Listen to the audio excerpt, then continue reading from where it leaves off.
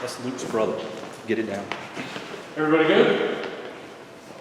Good. All right, fire away. Drake, how did it feel when you found out you're going to be starting quarterback? Obviously it felt great. Just, all the work I put in, and, just get out there and get a chance to play this Saturday's going to be fun. I'm excited and just be out there under the lights, just back in action. I feel like this came fast this last season, but I'm glad it's here and ready to get rolling. What was the conversation like? Like, how did it happen? Did Mac tell you? Did Coach Longo tell you? How'd that kind of go down? Oh yeah, Coach Longo told me on Sunday night, so he sat me down in a meeting. And obviously, filled with emotions and it's been a blast since I've been here and ready to win some games this year. What was the moment right before you walked into his office like? Was there like stress, anxiety? Yeah, that's a good question. I'd probably say I was just kind of anxious. Which either way it goes, Kobe's a great player. We've been competing since I stepped on campus. Yeah, a little anxious, but excited just for the future holds and I know I was going to get a shot to play probably regardless this season. What was your? Right what happens. I'm sorry, I realize you're finished. What was your dad's reaction when you told him, and what was the conversation that you had that right after? Yeah, my dad, he obviously congratulated me, but obviously he's still saying, you got a lot of work to do. This is kind of just another step. You got to, go out there and play. That's the main deal. Go out there and play, perform, and do what matters, perform when it counts. What do you think you did to earn the position of being the starting quarterback? What was it that set you above Jacoby and put you in the position that you're in right now? What was it that you feel like you did right? I think overall, just my decision making and my ability to just kind of do it all. I feel like where it's run, throw, make decisions right guy, what you got to throw to. I just feel like at the end of the day, I'm gonna go out there and compete and do it all, do whatever it takes to win, and that's that competitiveness in me. Growing up with three brothers, just trying to survive and do what I can to win and get through. So I think just build relationships with guys. I think that's really important, especially up front, the line. So just as Kent went through, just building relationships and just trying to kind of get to know new guys. And obviously, we have a lot of new guys out there playing this Saturday. So just kind of build that relationship and build that bond. So when we get out there Saturday night, looking smooth.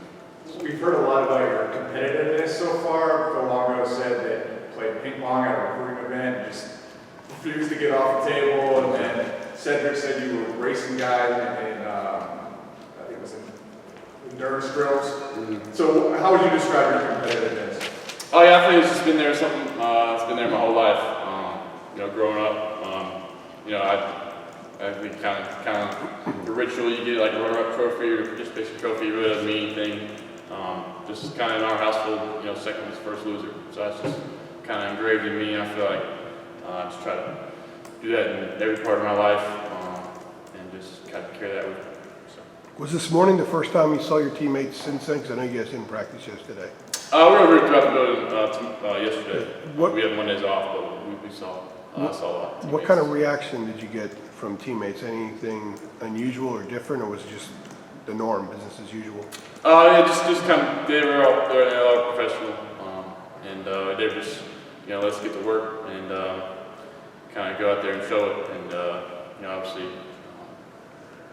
it's kind of a big deal and what it seemed out to be, but we just continue with practice today and just kind of rolled on and just went with the flow. Was that any different for you, going out there knowing that you now QB1 in practice today, a little extra skip in your step or anything? I would say it's a little different. I try to take the approach the same way because I was competing to be that guy, but obviously it is a little different going out there with one at a time. So I feel like we're going to just keep getting better as we get more reps and continue to be making plays and give it to the guys that can make those plays.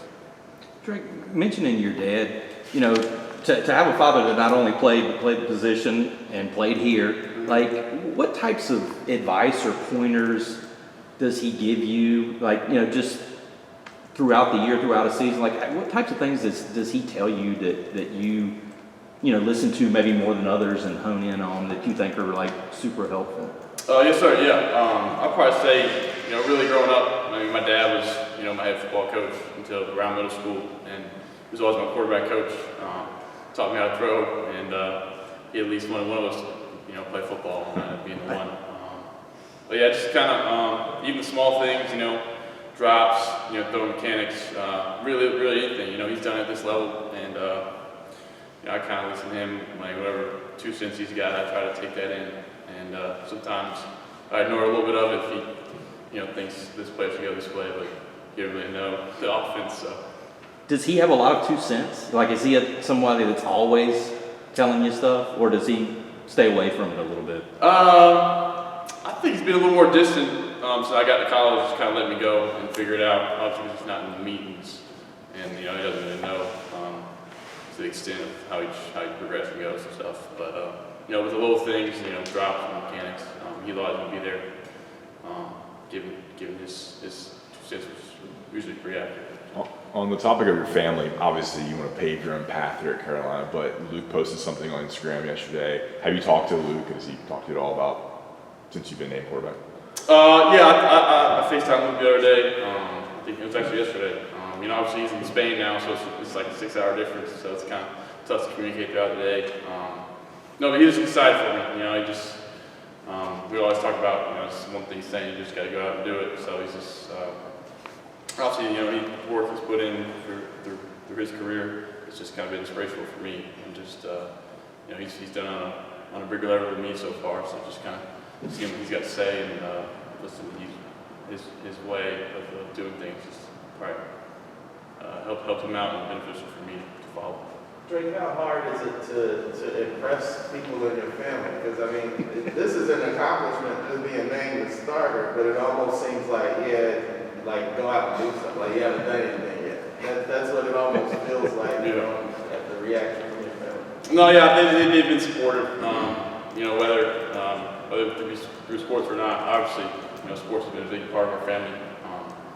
But just, it all goes back to the end of the day, just competing. They've been with me since day one, and just go out there and win it, and just trying to get better and make some plays. That's all I can do. What would you say, growing up, you guys are probably the most competitive with your brothers?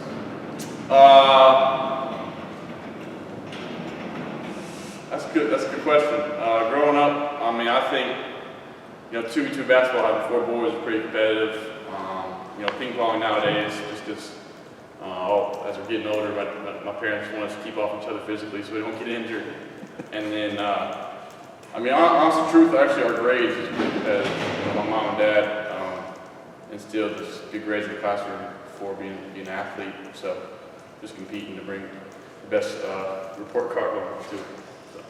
How do you handle kind of the idea that in some ways the battle isn't over? You have to obviously go out there and deliver. And Mac even said yesterday, if you guys aren't scoring touchdowns, it's going to give Jacoby a chance. Oh, no doubt.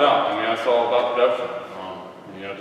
Just taking play within the play, each play at a time, and do what I can to win the play. And whether it's positive or negative, just leave in the past and go execute the next one. It's only Tuesday, but how would you prepare for the rest of the week, knowing that you are the guy that you're going to take them ones the rest of the week and all that? How will you prepare the rest of the week here?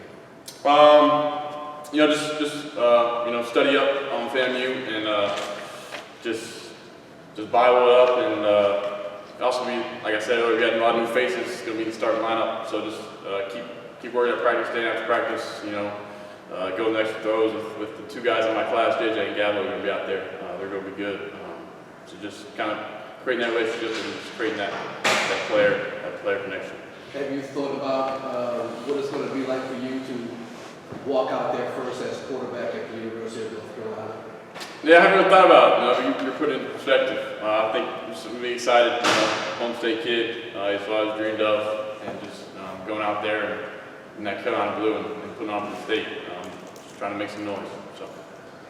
Drake, what has been the reaction around campus like yesterday and today, just as you've gone to class? Have people been giving you like, all right, let's go, baby? Like, people been pointing at you or thumbs up? What have your classmates said? Yeah, I've gotten a few congratulations on winning class.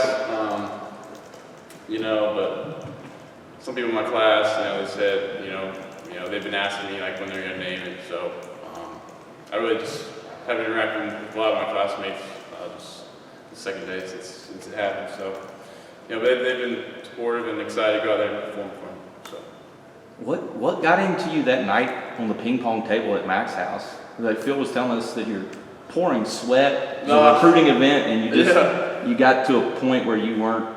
Yes, sir. I mean, you went over the top. Just winning the table, just staying on. I think it's one of the worst things in sports is having to watch somebody else play. So it's hard, when you watch two other people play, whether it's ping pong or whatever it is.